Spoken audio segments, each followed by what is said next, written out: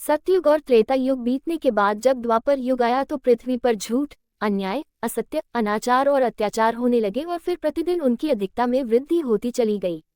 अधर्म के भार से पृथ्वी दुखित हो उठी। उसने ब्रह्मा, विष्णु और शिव के पास पहुंचकर प्रार्थना की कि वे उसे इस असहनीय भार से मुक्त करें, लेकिन वे तीनों ही पृथ्वी को इस भार से मुक्त करने में असमर्थ थे। कोई उपाय न देखकर विष्णु ने कहा, चलिए हम लोग भगवान के पास चलें, वही हमें कोई उपाय बता सकेंगे। विष्णु लक्ष्मी, ब्रह्मा और शिव के साथ गोलोक में पहुंचे तो उन्होंने परब्रह्म परमेश्वर को कृष्ण के रूप में और उनकी माया को राधा के रूप में देखा। गोलोक के वृंदावन नामक सुंदर और सुरम्य वन में एक सुंदर आश्रम था। उसी के निकट एक नदी बह रही थी।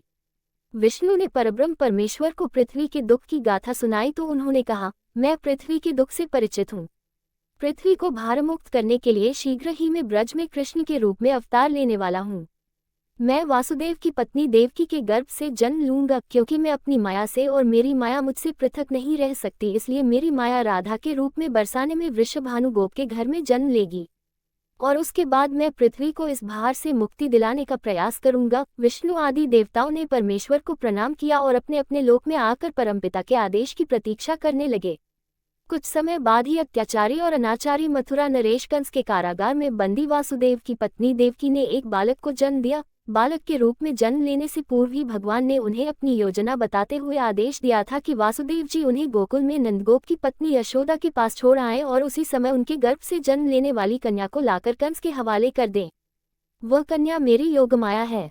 वसुदेव ने ऐसा ही किया और कृष्ण गोकुल में नंदगोप की पत्नी यशोदा की गोद में पलने लगे। उसी समय उनकी माया ने भी राधा के रूप में बरसाने की वृषभानु गोप की पत्नी के गर्भ से जन्म लिया, जिसका नाम माता पिता ने बड़े चाव से राधा रख दिया।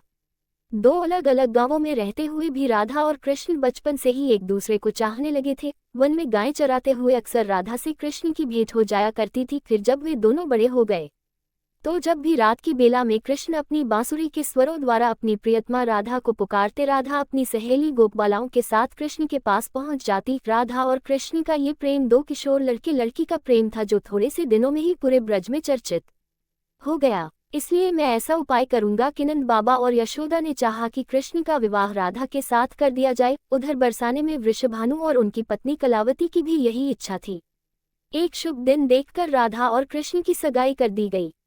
पूरा ब्रज प्रदेश आनंदोल्लास भरे उत्सवों से भर गया, लेकिन उन दोनों का विवाह नहीं हो पाया था कि कंस के आदेश पर क्रूर कृष्ण को बुलाने के लिए मथुरा से वृंदावन पहुंच गए और अत्याचारी कंस तथा राक्षसी स्वभाव वाले उसके अनुचरों का वध करने के लिए कृष्ण को बलराम के साथ वृंदावन छोड़कर मथुरा जाना पड़ा। और मथुरा में कंस आदि का वध करने के बाद मथुरा राज्य की सुरक्षा के उत्तरदायित्व ने कृष्ण को इतना उलझा दिया कि वह चाहकर भी वृंदावन नहीं जा सके। अपने जामाता कंस के वध का बदला लेने के लिए उसके ससुर जरासंध ने अपनी विशाल सेना के साथ मथुरा को घेर लिया, लेकिन कृष्ण और बलराम ने अपने पराक्रम से जरासंध और उसकी विशाल सेना को पीठ दिखाकर भागने पर विवश कर दिया। लेकिन जरासंध पराजित होकर भी शांत नहीं बैठा। उसने कई बार मथुरा पर आक्रमण किए। मथुरा एक छोटा सा राज्य था और मथुरा नगर को सुरक्षित स्थान पर नहीं बसाया गया था। अतः कृष्ण ने मथुरा छोड़कर अन्य कहीं जाने का निश्चय कर लिया और जरासंध की विशाल सेना के बीच से मथुरा वासियों को सुरक्षित निकालकर हजारों योजन दूर भारतवर्ष के पश्चिमी सागर तट पर ले गए और द्वारका नगर की स्थापना करके एक शक्तिशाली यादव राज्य स्थापित कर दिया। अक्रूर के साथ मथुरा छोड़कर आने के बाद कृष्ण और राधा का मिलन फिर कभी नहीं हुआ, लेकिन वे आजीवन एक दूसरे को भूल नहीं पाए। वैभव संपन्न द्वारका में अनेक सुदन पत्नियों का प्यार पाकर भी वह राधा के प्यार को नहीं भूल पाए और संसार आज भी राधा कृष्ण के प्रेम को एक आदर्श प्रेम के महान तथा अमर प्रतीक के रूप में याद करता है। उनकी मूर्तियां भारत के मंदिरों में ही नहीं, विदेशों में भी अनेक मंदिरों में प्रतिष्ठित हैं और लोग बड़े भक्ति भाव से उनकी पूजा आराधना करते हैं।